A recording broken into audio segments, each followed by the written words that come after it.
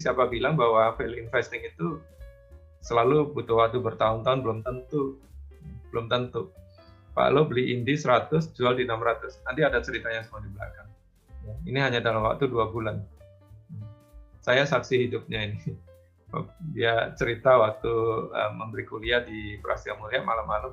Tumben ya, dia tanpa ditanya dia cerita bahwa tadi dia beli saham Indi.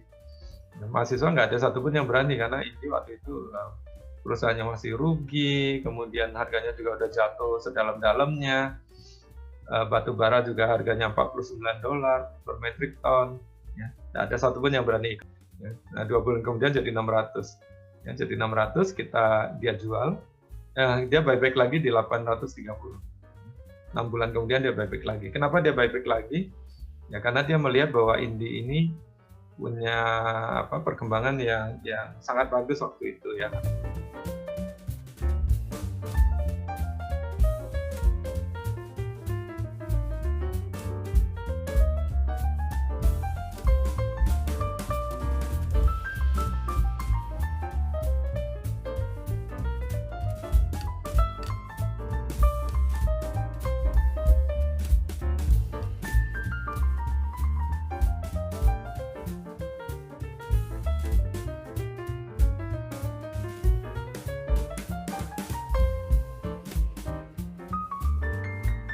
Sangat ngikutin Warren Buffett. Ya.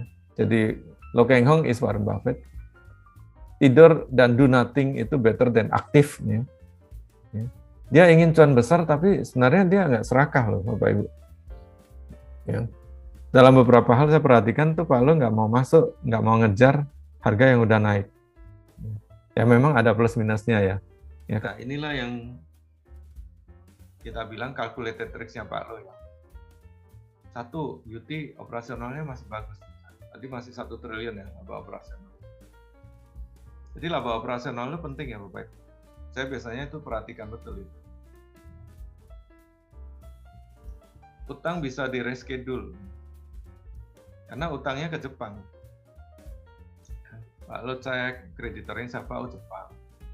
Jepang tahu, kreditor ini tahu bahwa perusahaan ini adalah perusahaan yang bagus. Dia tahu manajemennya Astra seperti apa. Kalau krisis berlalu, Pak Lo yakin UT bisa pulih. Nah, ini nih adalah masalah prospek.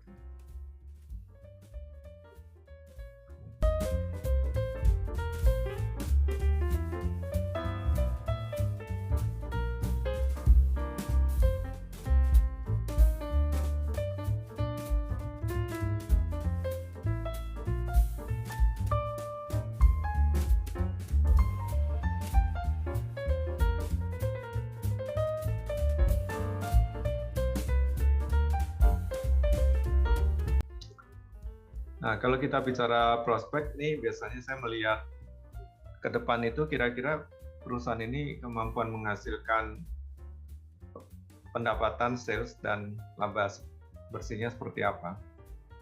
Dan saya ingin mencari yang memiliki pertumbuhan yang sustainable. Tidak hanya 1-2 kuartal, tapi bisa lanjut terus. Perkecualian tentunya untuk saham yang sifatnya cyclical ya, yang bisnisnya itu mengikuti siklus. Contoh seperti komoditas. Nah, itu kita mesti hati-hati. Komoditas itu kan dia memang gerakannya itu kan naik turun gitu. Menyesuaikan dengan siklus bisnis. Lalu saya akan cek seberapa profitable perusahaan itu. Saya pakai ROE, saya pakai net profit margin. Panin Invest tadi itu PNIN punya sekitar 62%. Pak Lo punya ini tahun 2020 ya. Ini kita dapatkan di annual report AR-nya PNLF tahun 2020. Itu Pak Lo di urutan kedua ini. Ya, dia punya 2,76, belum sampai 5%.